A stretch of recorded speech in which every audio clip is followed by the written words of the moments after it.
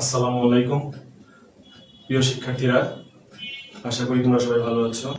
আমি চেষ্টা করব আমার অভিজ্ঞতা থেকে তোমাদের মনের মধ্যে সবসময় যে প্রশ্নগুলো আসে সেগুলো লেকচারের মধ্যে সমাধান করতে। তারপরও যদি কারো কোনো প্রশ্ন থাকে তোমরা কমেন্টে লিখবে, আমি চেষ্টা করব তার সমাধান দেওয়ার জন্য। আজকে আমরা পরিসংখ্যান দ্বিতীয় পত্রের সবচেয়ে গুরুত্বপূর্ণ একটি অধ্যায় সম্ভাবনা, যেখান থেকে আমাদের উচ্চ মাধ্যমিক পরীক্ষায় দুটি সৃজনশীল কোশ্চেন হয়, অর্থাৎ 20 মার্কসের কোশ্চেন হয়, সেই চ্যাপ্টারটা আমরা আজকে শুরু করব। চ্যাপ্টারের শুরুতেই আমাকে বুঝতে হবে যে সম্ভাবনা কি। সম্ভাবনা হলো কোনো ঘটনা ঘটবে কি ঘটবে না তার নিশ্চয়তা প্রদানকারী সংখ্যাসূচক পরিমাপই হচ্ছে সম্ভাবনা। অর্থাৎ মনে করো আজকে বাংলাদেশ আর জিম্বাবুয়ের মধ্যে ক্রিকেট খেলা অনুষ্ঠিত হবে। যে কেউ বলতে পারবে যে বাংলাদেশ জেতার সম্ভাবনা বেশি। এটা একটা বিবৃতিমূলক কথা হলো, কিন্তু কেউ যদি বলে যে বাংলাদেশের জেতার সম্ভাবনা 0.8 এবং জিম্বাবুয়ে জেতার সম্ভাবনা 0.2, তাহলে বিষয়টি কিন্তু স্পষ্ট ধারণা দিল যে কার জেতার সম্ভাবনা কতটুকু। এই যে সংখ্যার সাহায্যে আমরা পরিমাপ করলাম যে ঘটনা ঘটবে কি ঘটবে না, এই পরিমাপটাকেই বলা হয় সম্ভাবনা। তা আমাদের সম্ভাবনা চ্যাপ্টারে বেশ কিছু সংজ্ঞা রয়েছে, তা এখন আমরা সেই সংজ্ঞাগুলো পর্যায়ক্রমে তোমাদেরকে বুঝিয়ে দিব। 1 নম্বর সংজ্ঞাটি হচ্ছে পরীক্ষণ। তো পরীক্ষণ কাকে বলে? পরীক্ষণ হলো এমন একটি অনুসন্ধানী প্রক্রিয়া যা ফলাফল পাবার উদ্দেশ্যে সম্পাদন করা।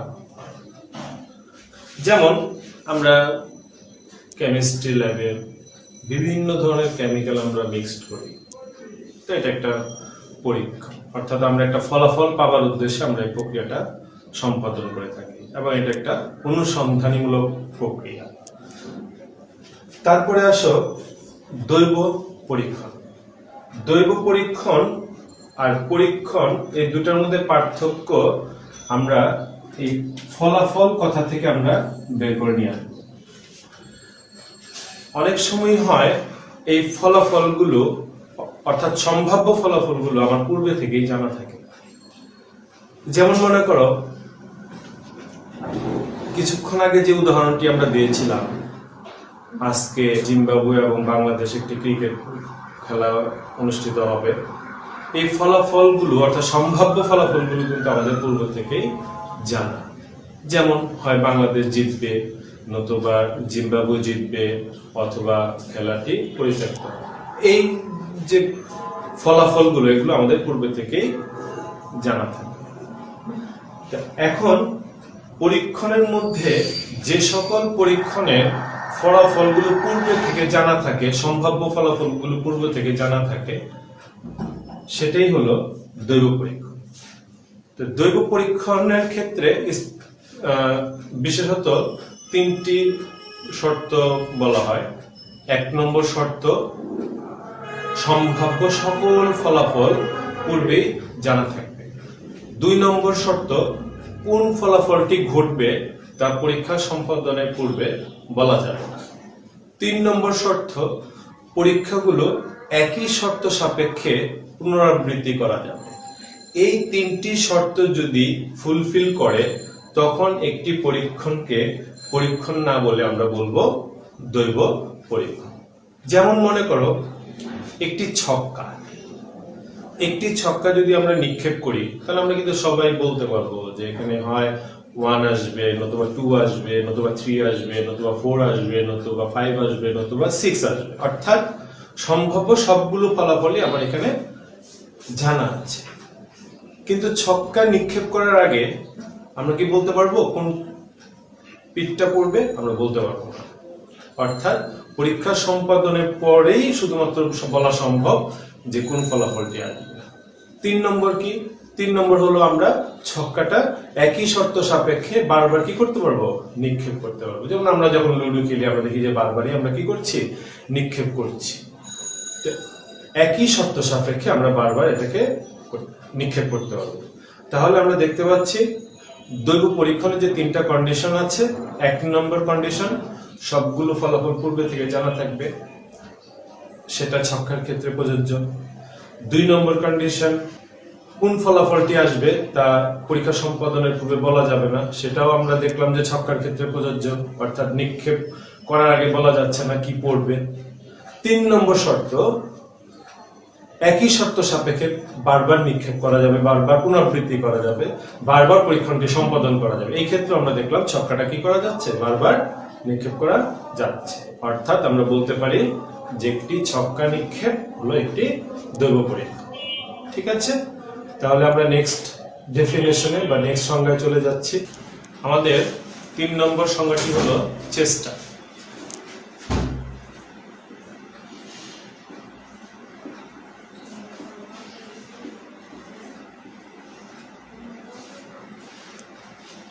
চেষ্টা কাকে বলে? চেষ্টা হলো সম্ভাবনা নির্ণয়ের জন্য যে কাজ একবার সম্পাদন করা হয় তাকে চেষ্টা বলে। যেমন আমরা যদি একটি ছক্কা একবার নিক্ষেপ করি তাহলে এই চেষ্টার সংখ্যা এখানে একটি। আবার একটি মুদ্রা যদি আমি 2বার নিক্ষেপ করি তাহলে এখানে চেষ্টার সংখ্যা হবে 2টি। তাহলে কি দাঁড়াচ্ছে? সম্ভাবনা নির্ণয়ের জন্য যে কাজ একবার সম্পাদন করা হয় তাকে চেষ্টা বলে। আমাদের পরবর্তী সংজ্ঞা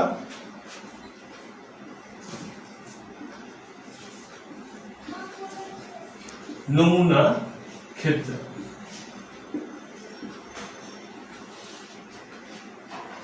একটি দৈব পরীক্ষণের সম্ভাব্য সকল ফলাফলের সেটকে নমুনা ক্ষেত্র বলে। অর্থাৎ একটি পরীক্ষণে যত ধরনের ফলাফল আসা সম্ভব তা যদি আমরা সেটের আকারে প্রকাশ করি তখন সেটাকে নমুনা ক্ষেত্র বলা হয়। নমুনা ক্ষেত্রকে এস বা ওমেগা চিহ্ন দিয়ে প্রকাশ করা হয়। আমাদের উচ্চ মাধ্যমিক স্তরে সাধারণত আমরা এস দিয়ে প্রকাশ করব। ধরা যাক আমরা একটি ছক্কা একবার নিক্ষেপ করেছি, তাহলে এই ক্ষেত্রে নমুনা ক্ষেত্রটি কি হবে? এই ক্ষেত্রে নমুনা ক্ষেত্রটি হবে 1 2 3 4 5 6, এই 6টি মানের সমন্বয়ে একটি সেট। এই হলো আমাদের নমুনা ক্ষেত্র। পরবর্তী সংজ্ঞা নমুনা বিন্দু।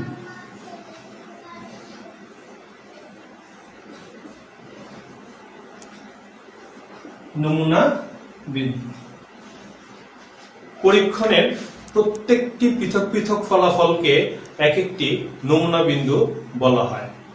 অন্যভাবে যদি আমরা বলতে চাই তাহলে আমরা বলতে পারি নমুনা ক্ষেত্রের প্রত্যেকটি উপাদানকে এক একটি নমুনা বিন্দু বলা হয়। যেমন আমাদের ছক্কা নিক্ষেপের নমুনা ক্ষেত্রটা যেটা আমরা ইতিমধ্যে লিখেছি, সেই ক্ষেত্রে আমরা এখানে দেখতে পাচ্ছি 1 একটি নমুনা বিন্দু, 2 একটি নমুনা বিন্দু, 3 4 5 6 প্রত্যেকেই এক একটি নমুনা বিন্দু। এখানে মোট নমুনা বিন্দু কয়টি আছে? মোট নমুনা বিন্দু আছে 6টি। নমুনা বিন্দুর সংখ্যাকে আমরা নাম্বার অফ এস দিয়ে প্রকাশ করি। তাহলে এখানে নাম্বার অফ এস কত? নাম্বার অফ এস হলো 6, যেহেতু এখানে আমাদের 6টি নমুনা বিন্দু রয়েছে। এখানে আমাদের এস লিখেছি বিকজ আমাদের এখানে এস রয়েছে। যদি আমাদের এখানে এ থাকে তাহলে এখানে হবে নাম্বার অফ এ, এখানে যদি বি থাকে তাহলে নাম্বার অফ বি, এভাবে number of C, number of D এভাবে হবে। এইটাকে কখনোই N of S, N of A এভাবে উচ্চারণ করা যাবে না। অবশ্যই number of S, number of A এভাবে উচ্চারণ করতে হবে। আমাদের পরবর্তী সংজ্ঞা কি? পরবর্তী সংজ্ঞা হলো আমাদের ঘটনা।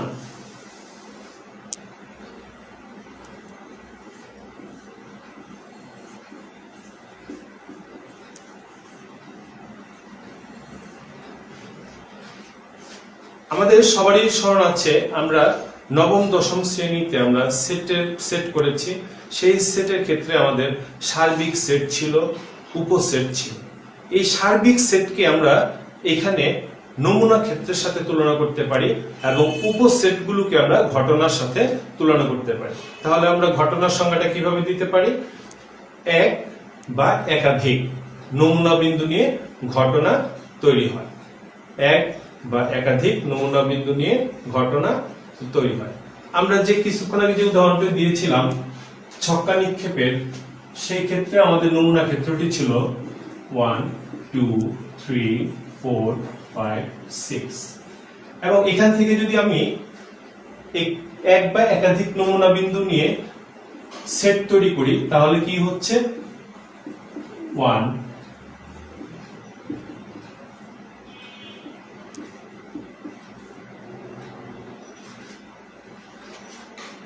তাহলে এখানে আমাদের সংজ্ঞা অনুসারে আমরা বলতে পারি এ একটি ঘটনা, ঠিক একইভাবে বি একটি ঘটনা।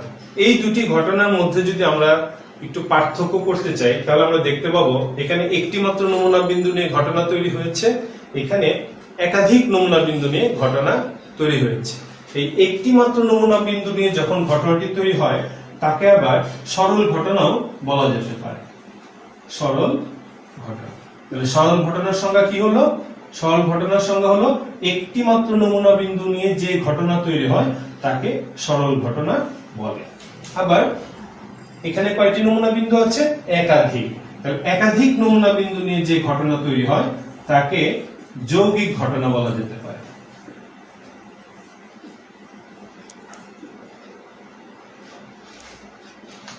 তারপর আমাদের পরবর্তী সংজ্ঞা কি? পরবর্তী সংজ্ঞা হলো পরস্পর বর্জনশীল ঘটনা।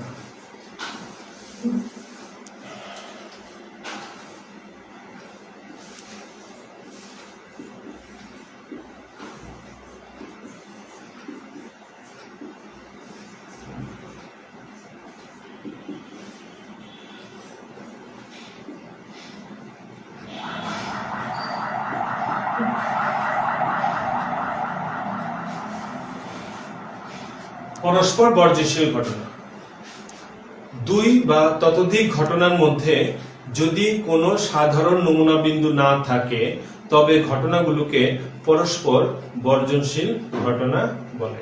এই সংজ্ঞাটি আরেকভাবেও দেওয়া যেতে পারে, সেটা কি? যে দুই বা ততোধিক ঘটনা যদি একত্রে ঘটতে না পারে তবে তাদেরকে পরস্পর বর্জনশীল ঘটনা বলে। তাহলে আমরা একটু উদাহরণ দিই। এখানে একটি ছক্কা নিক্ষেপের নমুনা ক্ষেত্রটি হলো 1 2 3 4 5 6।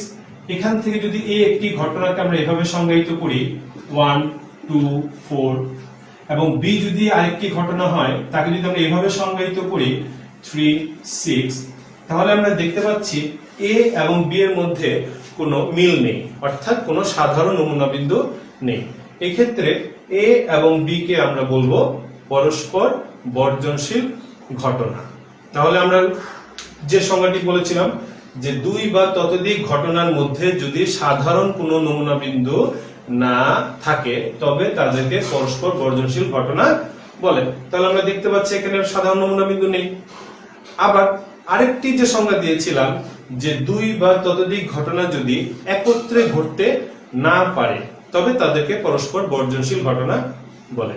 একটু লক্ষ্য করো শিক্ষার্থীরা, যেখানে এ এবং বি কোন অবস্থাতেই কিন্তু একত্রে ঘটতে পারবে না, কারণ তুমি যখন ছক্কাটা নিক্ষেপ করবা সেখানে যে কোনো একটা মান আসবে, হয় 1 আসবে, নয়তো 2 3 4 5 6 এর মধ্যে যে কোনো একটা আসবে। যদি 1 আসে তাহলে এ ঘটবে, একইভাবে 2 4 আসলে আমরা বলবো এ ঘটছে, আবার ঠিক একইভাবে 3 আসলে বলবো বি ঘটছে, 6 আসলে বলবো বি ঘটছে। তো কখনোই আমি বলতে পারছি না এ এবং বি একত্রে ঘটেছে। তাহলে আমরা বুঝতে পারলাম পরস্পর বর্জনশীল ঘটনা। তারপরে আসো পরস্পর অবর্জনশীল ঘটনা। পরস্পর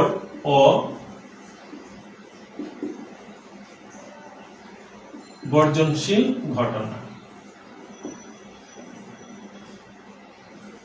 তাহলে পরস্পর অবর্জনশীল ঘটনা কি হতে পারে? আমরা সবাই মোটামুটি ধারণা করে ফেলেছি, বর্জনশীল যেটা না সেটাই অবর্জনশীল, বোঝাই যাচ্ছে।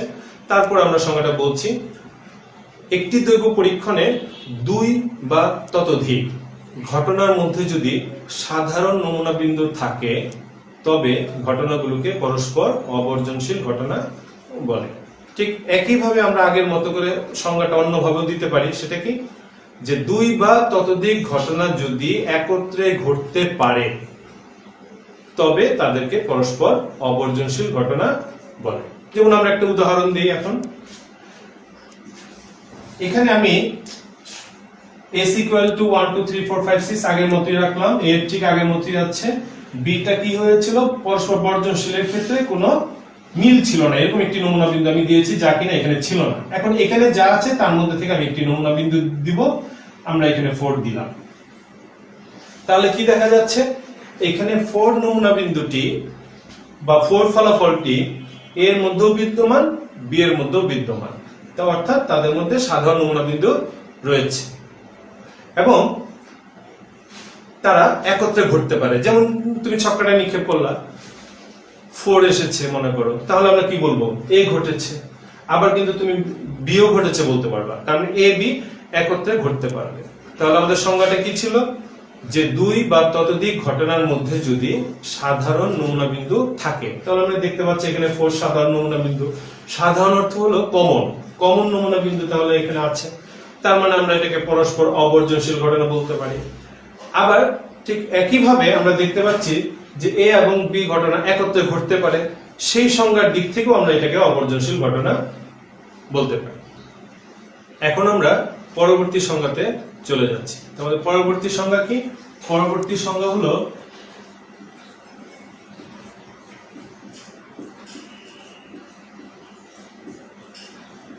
পরিপূরক ঘটনা। একটি দ্রব্য পরীক্ষণে কোন ঘটনার বিকল্প ঘটনাকে উক্ত ঘটনার পরিপূরক ঘটনা বলে। পরিপূরক ঘটনাকে এ বার বা এ কমপ্লিমেন্ট বা এ প্রাইম দ্বারা প্রকাশ করা হয়। উদাহরণ দেওয়া যাক, মনে করি একটি ছক্কা নিক্ষেপ দ্রব্য পরীক্ষণে নমুনা ক্ষেত্রটি হলো 1 2 3 4 5 6। এই একটি ঘটনা, আমরা এখান থেকে যে কোনো দুটি বা তিনটি নমুনা বিন্দু আমরা নিতে পারি বা একটিও নমুনা বিন্দু নিতে পারি। আমি 1 আর 3 নিলাম। তাহলে এখানে 1 এবং 3 এর বিকল্প ফলাফল কি কি আছে, 2 4 5 6 2 4 5 6। তাহলে এটাকে আমি বিকল্প ফলাফলের সেট বলতে পারি। এই যে বিকল্প ফলাফলের সেট বা ঘটনা, এটাকে আমরা বলবো পরিপূরক ঘটনা। এখানে দেখতে পাচ্ছি আমরা দুটি ঘটনার মধ্যে কি নাই, কোনো প্রকার মিল নাই এবং রেস্ট অফ দ্য রেজাল্ট, অর্থাৎ এতে যা আছে তার বাকি ফলাফলগুলো এখানে বিদ্যমান। এই ধরনের ঘটনাকেই পরিপূরক ঘটনা বলা হয়। তারপরে ডেফিনেশন কি আমাদের, তারপরে হলো আমাদের সম্পূর্ণ ঘটনা।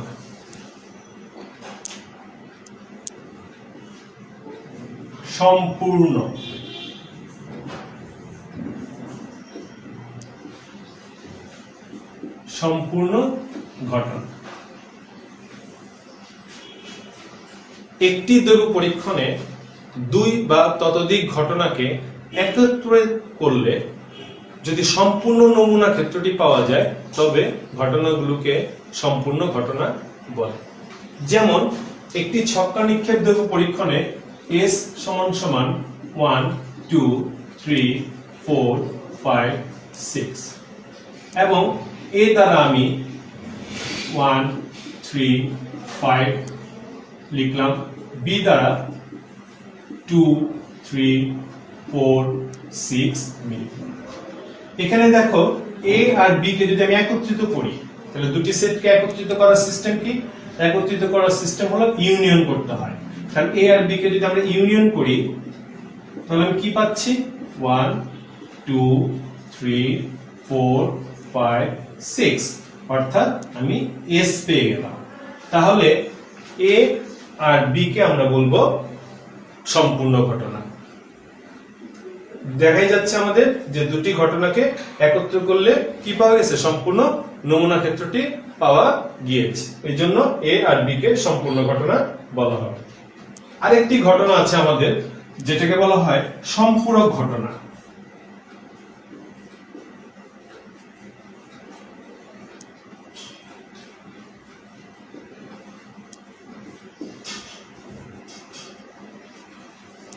সম্পূরক ঘটনা হলো সম্পূর্ণ ঘটনা এবং বর্জনশীল ঘটনার সমন্বয় হয়ে থাকে। যেমন মনে করো এখানে এ আর বি এর মধ্যে আমরা দেখতে পাচ্ছি 3 কমন রয়েছে, অর্থাৎ তারা অবর্জনশীল। এখন যদি আমি এখানে 3 মুছে দিই তাহলে কি দেখা যাচ্ছে? এই দুটির মধ্যে কোনো প্রকার মিল নেই, অর্থাৎ তারা বর্জনশীল। সেই ক্ষেত্রে আমরা এ আর বি কে সম্পূর্ণ ঘটনা না বলে সম্পূরক ঘটনা বলতে পারবো। তাহলে আমরা এখানে বলতে পারি যে সকল সম্পূরক ঘটনাই সম্পূর্ণ ঘটনা, কিন্তু সকল সম্পূর্ণ ঘটনা সম্পূরক নাও হতে পারে। যেমন আমরা কিছুক্ষণ আগে যে উদাহরণটা দিয়েছি, এখানে যদি 3 থাকে তাহলে এটা সম্পূরক হবে না, বাট সম্পূর্ণ হবে। আবার দেখো 3 যখন আমরা মুছে দিলাম তখন এটা সম্পূরক ঘটনা হয়ে গেল এবং সম্পূর্ণ ঘটনাও হয়ে গেল। অর্থাৎ সকল সম্পূর্ণ ঘটনা সম্পূরক হবে না, কিন্তু সকল সম্পূরক ঘটনা অবশ্যই সম্পূর্ণ হবে। তাহলে আজকে আমাদের এই পর্যন্তই থাকলো। আমরা নেক্সট ক্লাসে বাকি সংখ্যাগুলো আমরা শেষ করব। সবাই ভালো থাকবে, সুস্থ থাকবে এই কামনা করি। ধন্যবাদ।